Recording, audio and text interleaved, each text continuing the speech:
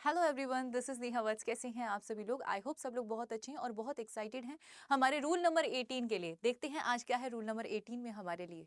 Okay, यहाँ पर लिखा हुआ है हाइफिनेटेड नाउन। देखो, एक बहुत अच्छा सा कॉन्सेप्ट होता है हाइफिनेटेड नाउन का। ये नाउन में काफी ज्यादा पूछा जाता है, पीवाई क्योंकि अगर बात करें चाहे वो सीजीएल हो, सीएचएसएल हो, एसएससी का कोई भी एग्जाम हो, not even SSC examination but आपका बैंक का या फिर जहां पर भी ग्रामर आती है या नाउन का टॉपिक आता है, वहां पर ये आपको जरूर देखने को मिलेगा। ठीक है, यहाँ पर होता क्या है, देखो हाइफिनेटेड नाउन का मतलब क्या होता है, ये देख रहे हैं आप। इसको सब्सट्रैक्शन कहते हैं जब मैथ की बात होती है, लेकिन इसे हाइफिनेटेड कहते हैं, हाइफन कहते हैं। इसे क्या कहते हैं? हाइफन कहते हैं। हाइफन कहते हैं जब भी बात होती है ग्रामर की, जब भी बात होती है आपकी नाउन की। ठीक है, हाइफन का मतलब क्या होता है? हाइफन का मतलब होता है दो नाउन को जोड़ देना, उन्हें जोड़कर एक एडजेक्टिव बना देना। हाइफन क्या करता है? नाउन को एडजेक्टिव बनाने की क्षमता रखता है। ठीक है, हाइफन को क्या क्या कर देता है? एडजेक्टिव। फॉर एग्जाम्पल, अगर मैं बोलूं that she is 7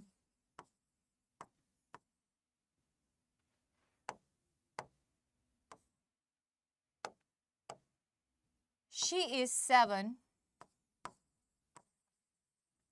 years old। ठीक है, यहां पर मैंने क्या लिखा है? She is 7 years old। यहां पर आप देखेंगे कि यहां पर बीच में क्या लगा हुआ है? हाइफन लगा हुआ है।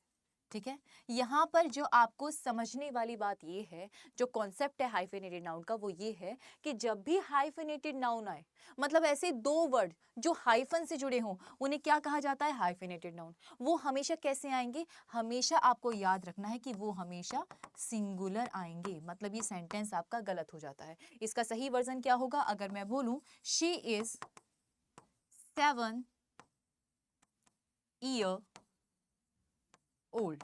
ठीक है, दिस इज द राइट। क्यों? जैसे ही हाइफन लगा, ये दोनों वर्ड चाहे वो नाउन हो या कुछ हो, वो आपका एडजेक्टिव बना देता है। और जैसे ही वो एडजेक्टिव होता है, तो आपको पता है नाउन को सिंगुलर से प्लूरल किया जा सकता है, लेकिन एडजेक्टिव को नहीं किया जा सकता। तो ये क्या होगा? She is 7 year old. समझ में आया? तो ये होता है हाइफिनेटेड नाउन का, जो किसी को भी सिंगुलर बनाने की कैपेसिटी रखता है। अब हम क्या करते हैं, यहाँ पर कुछ आपके पीवाई क्यों है और कुछ आपके प्रैक्टिस सेशन है जो हम सॉल्व कर लेते हैं। क्या लिखा हुआ है? Alex always travels by air and stays in 5 stars hotels।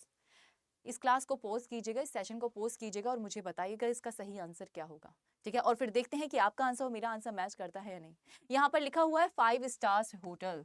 आपने जैसे ही देखा 5 स्टार्स, आपने देखा ये दोनों वर्ड कैसे जुड़े हुए हैं? ये आपके हाइफन से जुड़े हुए हैं। अगर ये हाइफन से जुड़े हुए हैं तो ये कैसे होने चाहिए? सिंगुलर। क्योंकि हाइफन क्या कर देता है? एडजेक्टिव बना देता है। किसी भी नाउन से पहले का आएगा तो क्या बना देगा? एडजेक्टिव बना देगा। तो ये कैसा होना चाहिए? 5 स्टार होना चाहिए। क्या होना चाहिए? 5 स्टार होना चाहिए। क्लियर है? आई होप इसके बाद आपका कॉन्सेप्ट क्लियर होगा। एक और सेंटेंस प्रैक्टिस करते हैं। क्या लिखा हुआ है? We are going to launch 3 years project. मुझे खुद से बताइए क्या होगा? बहुत सिंपल है मैम। जैसे ही हमने देखा कि यहाँ पर क्या लिखा हुआ है? 5 years लिखा हुआ है, लेकिन वो हाइफन से कनेक्टेड है। हाइफन ने उन दोनों शब्दों को कनेक्ट कर रखा है, तो वो क्या होगा? आपका सिंगुलर होगा। तो ईयर्स की जगह क्या हो जाएगा? ईयर हो जाएगा। आई होप ये आपको बहुत अच्छे से समझ में आया होगा। ठीक है, नेक्स्ट सेंटेंस की हम बात करें, लिखा हुआ है she enrolled in a 6 months training programme. ठीक है, यहाँ पर आपका यहाँ पर आपका हाइफन लगा हुआ है। ठीक है, ठीक है, लिखा हुआ है she enrolled in a 6 months training programme. जैसे ही आपने देखा 6 months हाइफन लगा हुआ था, वैसे ही आपको समझ में आया कि अब ये नाउन की तरह काम नहीं कर रहा, एडजेक्टिव की तरह काम कर रहा। तो ये आपका क्या हो जाएगा? 6 month नहीं होगा, क्या हो जाएगा? 6 month हो जाएगा। मतलब बस ये है, जैसे आपने हाइफन देखा, आपको उसे सिंगुलर बना देना। ठीक है, नेक्स्ट लिखा हुआ है he bought a pair of 10 rupees socks. ठीक है, फिर से वही है, हाइफिनेटेड नाउन लगा हुआ है, तो आप क्या कर देंगे? 10 रुपी सॉक्स। बस इतना सा काम करना था। ठीक है, ये कॉन्सेप्ट जितना छोटा सा लग रहा है, क्योंकि अब आपको समझ में आ गया तो काफी छोटा लग रहा है, लेकिन जब आपका एग्जाम में आता है ना, और बहुत सारे क्वेश्चन के बीच में एक ये क्वेश्चन छिपा होता है, तो उसे ढूंढना थोड़ा सा मुश्किल हो जाता है। स्टूडेंट बहुत गलती करता है इसमें, तो इसे सही से समझ लीजिएगा। ठीक है, अब आपके लिए क्या करना है, जैसा कि मैंने आपको हमेशा बताती हूँ कि ये तो प्रैक्टिस क्वेश्चन थे जो मैंने आपको कराई। अब ये कुछ क्वेश्चन है जो आपको होमवर्क से करने हैं। ठीक है, एक ये क्वेश्चन है आपको हाइफिनेटेड नाउन का, दूसरा जो क्वेश्चन है वो है आपका ये।